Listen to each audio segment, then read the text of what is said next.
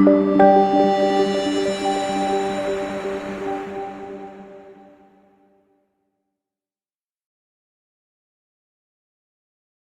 and welcome back everyone into this 12th chapter, 4th video of C++ Essential series where we're going to talk about ternary operators. We're going to see what are these and we're going to have a look on how these operators are used. So before actually we start, we'll look at the content of this entire video, which is going to be ternary operators, and we'll see an example. So, they are also known as shorthand if-else operators, which can be used to replace the multiple lines of statement into a single one.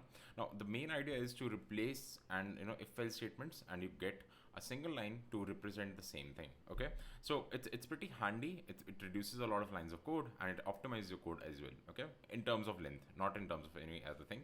Only in terms of length. So that's something that you should be knowing. Let's move on to the part where we have an example of using without ternary operators. Okay, let's look at an example. So if we have int time, which is 20, and int time is less than 18, and see out good day. If the time is less than 18, it's going to be good day. Otherwise, it's going to be good evening. Okay, it's a very simple program which is pretty much explanatory. We know this is going to happen and everything. Now, if we want to use ternary operators over here, the result is going to be something like this.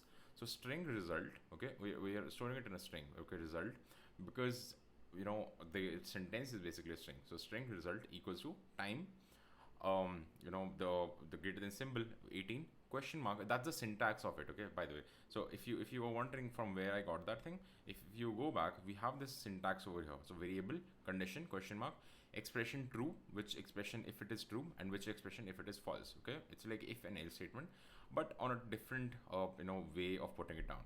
So you have string result equals to time is less than 18, question mark, it's syntax, good day, and then you have a single semicolon, then you have good evening, and you see out the results. Okay, it's very easy to write it down in a single line, and you're not really occupying a lot of space, and this optimizes your code in a flow. But you have to be very technical to understand these things as well. Now, where do I see people using this? Most of the cases where you have only one single condition, you can use this. Okay, where you have multiple if condition or you have multiple if else condition, you can't really use it. So that's a bummer over there. But it helps you to understand that if this is a condition where you want to achieve, and you can do that. Let me just exit this thing and let me just go to my VS Code and let me run this simple program first, which is going to talk about this thing. Okay, so I'm going to save it.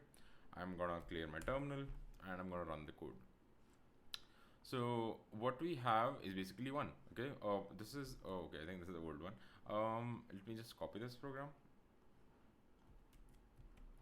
Okay, yeah, so we have the program over here. Okay, now it's fine.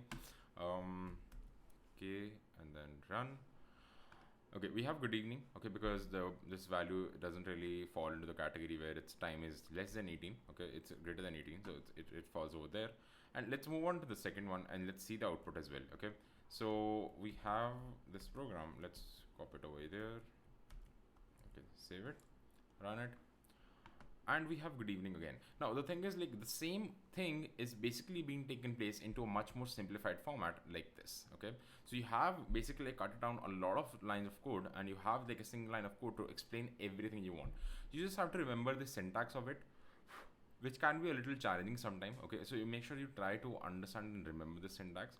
Rest everything else, I think it's all fine.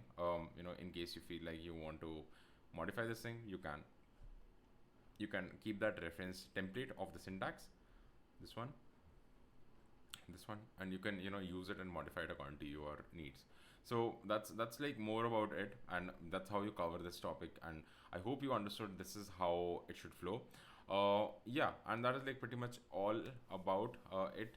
I hope you had a great time learning, and I'll see you all in the next one. Till then, peace.